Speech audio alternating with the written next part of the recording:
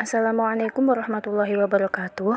Kami dari kelompok 2, kelas PIF, Manajemen Pemasaran Organisasi Nirlaba, yang beranggotakan saya sendiri, Nafiatul Istiqomah, dan dua rekan saya, Nadia Alfitria dan juga Ning Yuni, di sini akan mempresentasikan hasil diskusi kami mengenai konsep manajemen Islam Syariah. Ada beberapa subbab yang akan kami bahas, yaitu yang pertama, konsep manajemen Islam Syariah.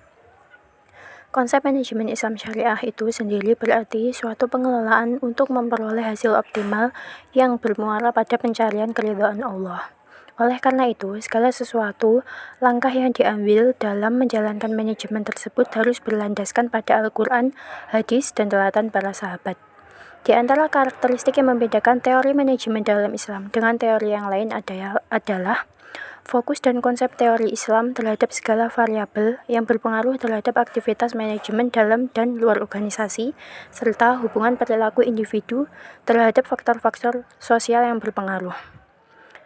Ada 4 hal yang harus dipenuhi untuk dapat dikategorikan sebagai manajemen Islam, yaitu harus didasari nilai-nilai dan akhlak Islam. Yang kedua, kompensasi ekonomis dan penekanan terpenuhinya kebutuhan pasar pekerja. Yang ketiga, faktor kemanusiaan dan spiritual sama pentingnya dengan kompensasi ekonomis. Dan yang terakhir, sistem dan struktur organisasi sama pentingnya.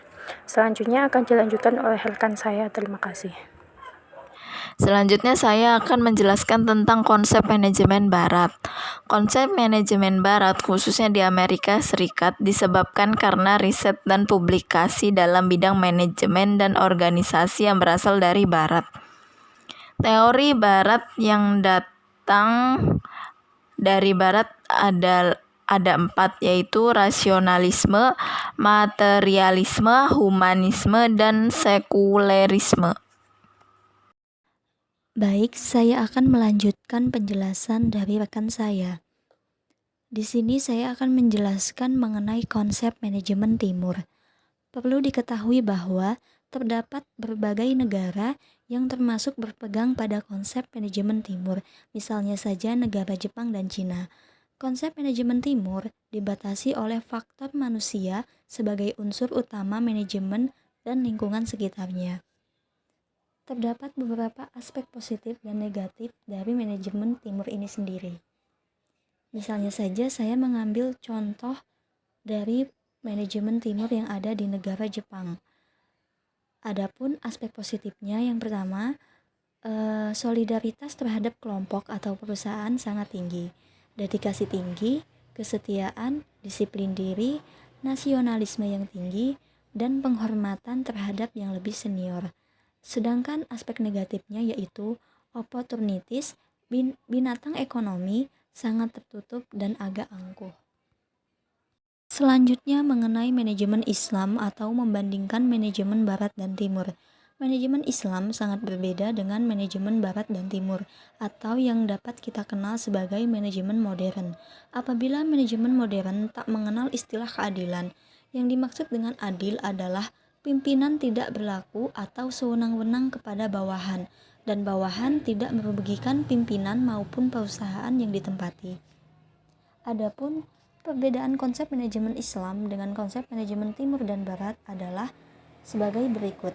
Yang pertama, manajemen Islam tidak mengajarkan perilaku diskriminasi atau perilaku membeda-bedakan seseorang berdasarkan ras, suku, agama, maupun gender.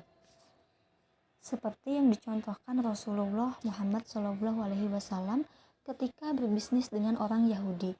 Peristiwa tersebut membuktikan bahwa Islam menjunjung keanekaragaman dan mengajarkan bahwa aktivitas bisnis maupun manajemen dapat dilakukan oleh siapa saja. Yang kedua, amanah, yakni kepercayaan yang diberikan kepada seseorang yang berkaitan dengan harta benda. Amanah ini tercermin dari Nabi Muhammad saat memperoleh kepercayaan Khadijah untuk membawa barang dagangan dan menjaga dengan baik selama dalam perjalanan. Dan yang terakhir, yaitu tepat menimbang. Etika bisnis Nabi Muhammad dalam menjual barang yaitu harus seimbang. Nabi Muhammad tidak mengurangi timbangan dan tidak melakukan penukaran barang yang kondisinya tidak sama. Ini artinya tidak menukar barang kering dengan basah, begitupun sebaliknya.